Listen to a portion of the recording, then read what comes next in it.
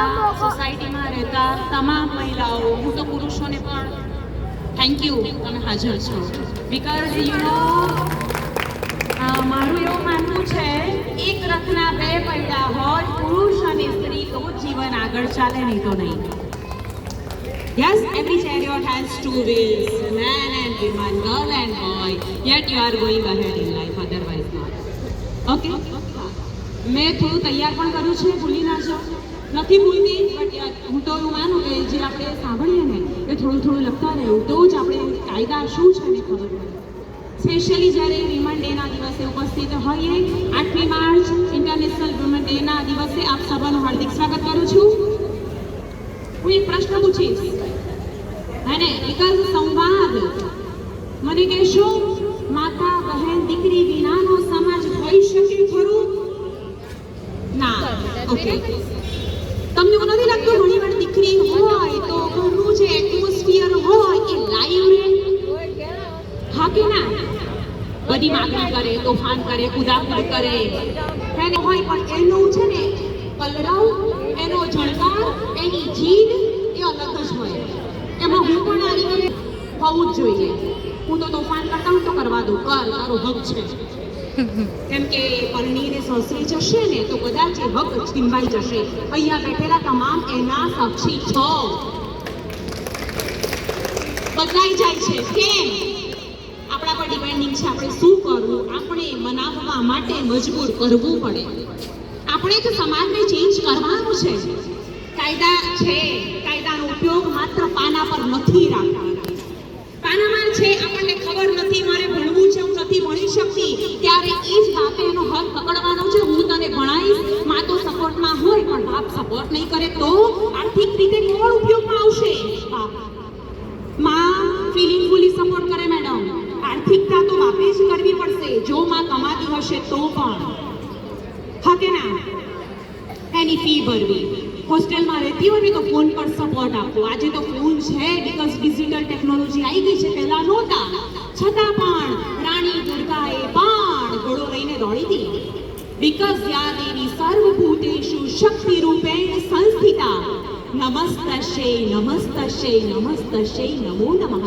સ્ત્રી શક્તિ છે, સ્ત્રી સહનશીલતાની મૂર્તિ છે, સ્ત્રી જ દુર્ગા છે, સ્ત્રી જ અંબા છે, સ્ત્રી જ જગદંબા છે. આપણે જોવાનું આપણે કેવી રીતે રહેવાનું. દુનિયામાં બે વસ્તુ છે, કાં તો રડીને રહો કાં તો લડીને રહો. રડો પણ સહનશક્તિ કેળવો, કરવું પડશે. બંધારણના આર્ટિકલમાં આર્ટિકલ 14 બંધારણના આર્ટિકલમાં આર્ટિકલ 14 જે છે ને એ સમાનતાનો અધિકાર છે. હા, આજનો સમાજ જાગૃત થઈ ગયો છે, પણ કઈ કહું છે, જ્યારે છોટાઉદેપુરની છોકરીને મેં જોઈ, વાહ, જરૂરી છે આ. બાપ સપોર્ટ કરે, મા સપોર્ટ કરે તો જ આગળ વધે. શરૂઆત 0 થી થાય, કેમ કે બાળક જન્મે તો એ પડતું પડતું જ ચાલતા શીખે. એ બાળક કહેવાય, એમાં લિંગભેદ ના હોય, હે ને? રાઈટ ટુ ડિસ્ક્રિમિનેશન, ભેદભાવ ના હોય. અમારું બાળક, હે ને? આ છોકરી છે પરણાઈ તો નથી પરણવું, અમારે કાયદામાં તો કે પરણવું જરૂરી નથી. I can lead my self. કેમ કે પરણો પણ એવી વ્યક્તિને, અથવા તો પરણાવો તો એવી વ્યક્તિને કે જેનું જીવન જીવી શકે.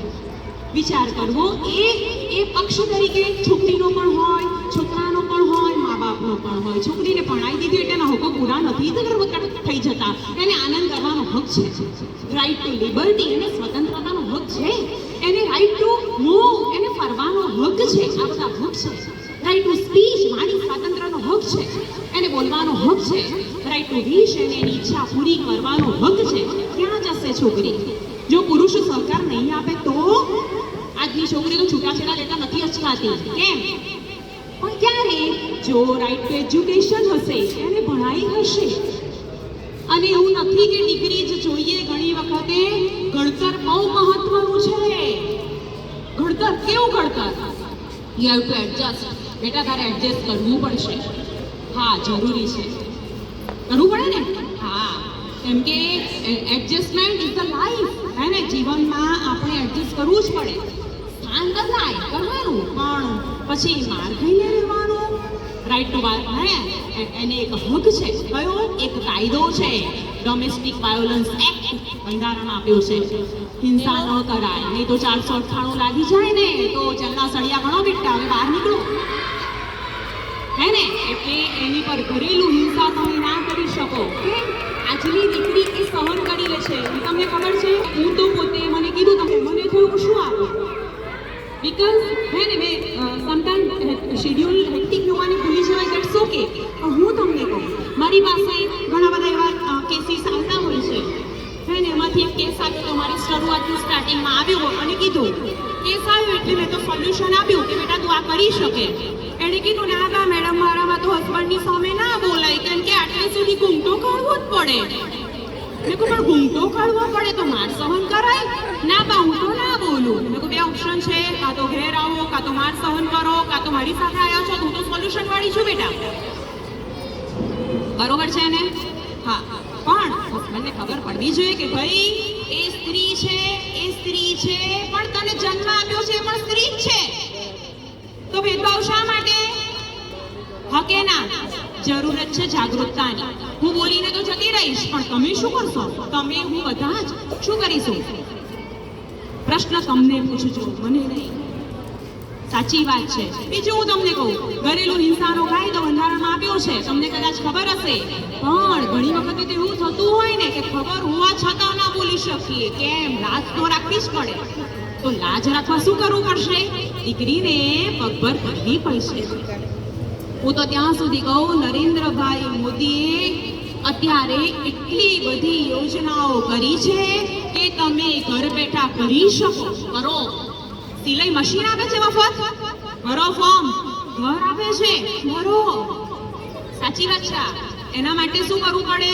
તો ઘણી વખતે મિતેશ ચેરિટેબલ ટ્રસ્ટ છે, જે મારા સ્ટુડન્ટ છે, એમને તમે પૂછો હું શું કરું, એ કહેશે આ કરો. એમને નહીં ખબર પડે મને પૂછશે, હું કહીશ.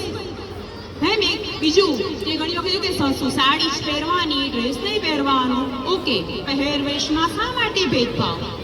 હા, આપણે અંગ પ્રદર્શન કરતા કપડાં ના પહેરીએ, પણ કદાચ ભાઈ કુંવારા હોય તો ડ્રેસ પહેરતા હોય તો હવે સાડી, તો કેમ એ છોકરીને ડ્રેસ પહેરવાનું મન ના થાય? પણ ના, અમુક સમાજમાં આ વસ્તુ નથી, તો સ્વીકારો. અને એ સ્વીકારવાની શરૂઆત સાસુએ જ કરવી પડશે. બરાબર? In the sense I am not in against of anyone, પણ સમટાઈમ આપણને ચેન્જ કરવું પડે, because we have to change our mindset. કોને સમજાવવાની છે? બુદ્ધિને. સમજાવવાની બુદ્ધિને છે કે ભાઈ હવેનો સમય થોડો બદલાયો છે, તો આપણે બદલાવવું પડે. એને બદલો. અને એવું નથી સાસુએ પણ ડ્રેસ પહેરતા થવું પડે. હવે હું પહેરું છું, મને સારો લાગે છે, તું પણ પહેર. We have to change sometime. We have to change our thoughts. We have to change our feelings. We have to stage our idea. And then we can advise એમને તો ના આપું. બરોબર? મને કોઈ એક સરસ પ્રશ્ન પૂછ્યો હતો એક જણે, હે ને, કે મેડમ આ જે તમે આ કરો છો તો પછી પ્રોબ્લેમ આવે તો આપણને બદલવા પડે, અને એના માટે આપણે જેમ બીજા પર ચેન્જ લાવવાનો પ્રયત્ન કરીને એમ આપણે આપણામાં લાવવો પડે. સમાજ સુરક્ષિત છે કરવું પડે, સુરક્ષિત છે કરવું પણ પડે. કેમ બળાત્કાર થાય છે? કેમ થાય છે? એના માટે કોણ જવાબદાર છે? ઘણી વખતે છોકરો, હું ત્યાં સુધી કહીશ, છૂટ આપો એટલી પણ નહીં કે આપણી છોકરી હાથ બહાર જતી રહે. જરૂરી છે જાગૃતતા, જરૂરી છે. કેમ કે એનું કારણ એક હાથે તાળી નથી પડતી.